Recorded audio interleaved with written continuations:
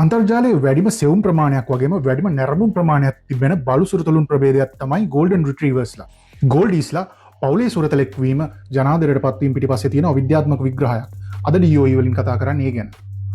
ගෝල්ඩීස්ලව වරණීය අභිජනනය තුළින් මුලින්ම නිර්මාණය කරගන්නේ 19 වන සියවසේ ජීවත් වුණ ස්කොට්ලන්ත දේශපාලඥයෙක් වන ශ්‍රීමත් ඩඩ්ලි මාජරි බැංක්ස් විසින්.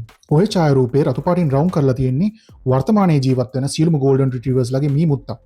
හරියට බැලුවොත් පේන්න ඕනේ එයා ගෝල්ඩන් රිට්‍රීවර් කෙනෙක් නෙවෙයි. එයා වෙනම ප්‍රභේදයක්. ගෝල්ඩීස්ලව මුලින්ම නිර්මාණය කරගන්නේ අත්‍තරම ගන් බ්‍රීඩ් එකක් විදියට. ගන් බ්‍රීඩ් එකක් කියන්නේ දඩයම් සඳහා සුවිශේෂී හැකියාවක් තියෙන බල්ලන් ප්‍රභේදයක්. හැබැයි මේ ප්‍රභේදය ඇතුළේ තියෙනවා විවිධාකාර ප්‍රභේද කිහිපයක්. රිට්‍රීවර්ස්ලා කියන්නේ ඉන් එක් ආකාරයක්. රිට්‍රීව් කියන ඉංග්‍රීසි වචනේ තේරුම නැවත රැගෙන ඒම. නැවත රැගෙන එන්න යන අර්ථයෙන් තමයි රිට්‍රීවර් කියන නම හැදෙන්නේ. රිට්‍රීවර්ස්ලා ಜಾති කීපයක් ඉන්නවා. ගෝල්ඩන් රිට්‍රීවර්ස්ලා, ලැබ්‍රඩෝර් රිට්‍රීවර්ස්ලා, නොවා ස්කෝෂියා ඩක්ටාලින් රිට්‍රීවර්ස්ලා ඉන් කිහිපයක්. රිට්‍රීවර් ප්‍රභේද නිර්මාණය කර ගැනීමේදී ඇත්තටම ඉතාමත් සුවිශේෂී ලක්ෂණයක් ඒගොල්ලෝ මූලික කරගන්නවා. ඒ තමයි යම් කිසි වස්තුවක් සියුම්ව ග්‍රහණය කර ගැනීම, කටින් ග්‍රහණය කර ගැනීම හැකියාව.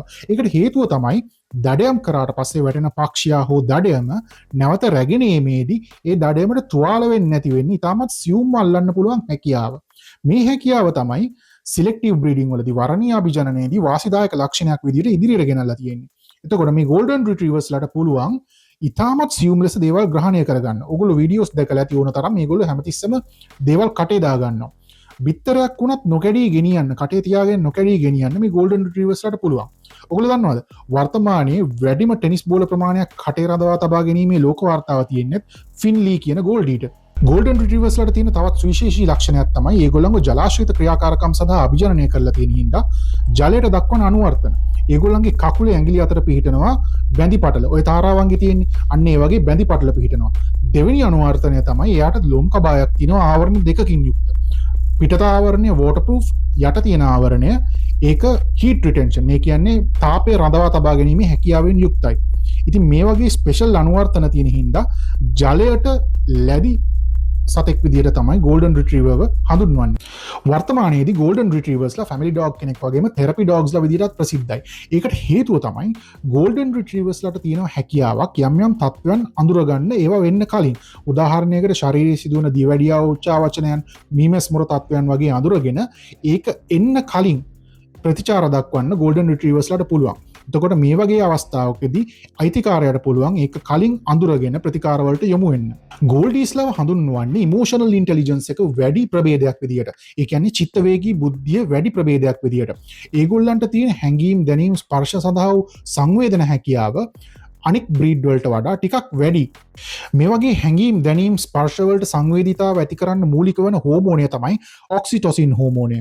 ගෝල්ඩීස්ලා ඇතුළු ඇතැම් ප්‍රභේදවලට මේ ඔක්සිටොසින් හෝමෝනය ප්‍රතිග්‍රහණය කරන OXTR කියන ජානය ආශ්‍රිතව විචලනය නැති වෙලා දැඩි සංවේදී බලුසුරුතුළුන් බිහිවීමේ හැකියාවක් ඇති වෙලා තියෙනවා.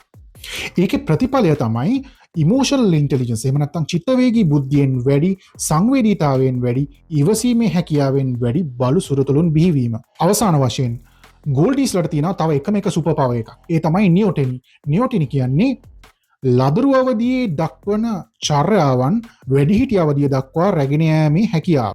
ඔයාගේ ගෝල්ඩන් රිට්‍රීවර් සුරතලා බෝලයක් විසි කරනකම් බලන් ඉන්නවා නම්, වැඩිහිටි වයසක වුණත් සෙල්ලම් කරනකම් බලන් ඉන්නවා නම්, එහෙම බලන් ඉන්නේ එයාව නිර්මාණය කරලා තියෙන විදිය නිසා. ඒ තමයි ඒගොල්ලන්ගේ හැටි. ඒකට තමයි ඒගොල්ලන්ව නිර්මාණය කරලා තියෙන්නේ.